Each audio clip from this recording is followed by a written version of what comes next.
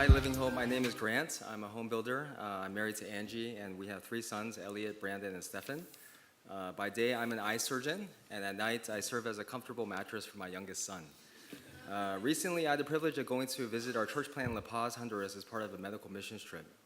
Our team from Living Hope teamed up with members from our church plant to hold a 3.5-day clinic that focused on the dentistry and ocular needs of the local community.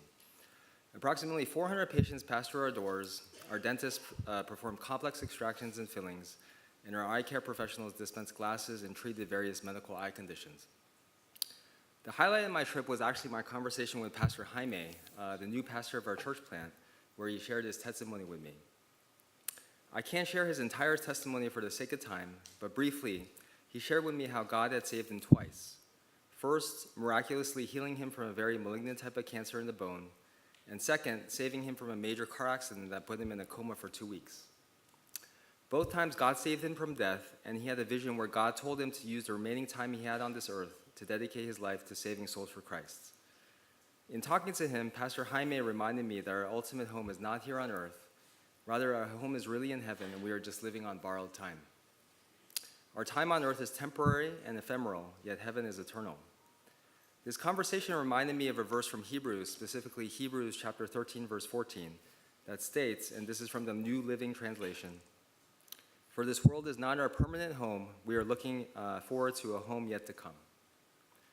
After hearing Pastor Jaime's testimony, I was convicted to reflect again upon my own life, and if I were honest with myself, many of the decisions I make are to build up my own earthly kingdom without a heavenly perspective.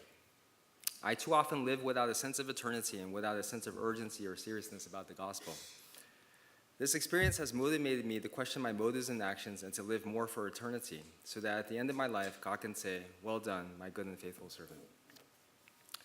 Next, I just wanted to encourage the Christian healthcare professionals in our church, and I know there are many. I think we're in a unique position, because we are not only able to help heal patients physically, but as Christians, we are in a position to minister to them spiritually as well. But how many of us, and I speak with a plank in my own eye, use the actual talents that God has given us to build up God's kingdom rather than our own? For me personally, I feel that when I first started medical school, I was an idealistic young student who wanted to save the world, to save orphans in Africa, or to find a cure for cancer in my lab. I would open up my Robbins pathology book with excitement, thinking that whatever I learned that day would help equip me to save the world one patient at a time. Later, however, I started what is known as residency, or euphemistically, indentured servitude, for 4 years. Working over 80 hours a week sometimes, performing surgeries in the middle of the night with little to no sleep, dealing with demanding attendings, all took a toll on me for 4 straight years. Somehow, by God's grace, I got through it. Then after starting working in the real world, I started working normal hours. I upgraded my 1993 Camry to my awesome Honda Odyssey, and even bought a house. After putting in years of tough training, I started thinking to myself, "Hey Grant, you deserve this. Not only do you deserve this, you're entitled to this. You put in your time, and now is the time to enjoy a nice, comfortable life." My idealism significantly waned, and the reality of paying my mortgage, raising 3 kids, and saving for retirement hit me in the face.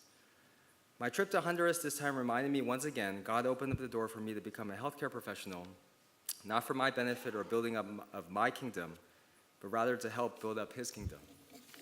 In Honduras, God reminded me of his heart for the poor, the disenfranchised, the needy, and reminded me again that our true home is not here on earth, but in heaven.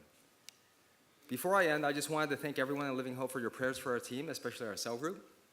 Our trip would not have gone the way it did without your prayers. I want to thank our awesome team for creating some great memories. And lastly, I wanted to thank my wonderful wife for taking care of our 3 crazy sons while I was gone. Thank you.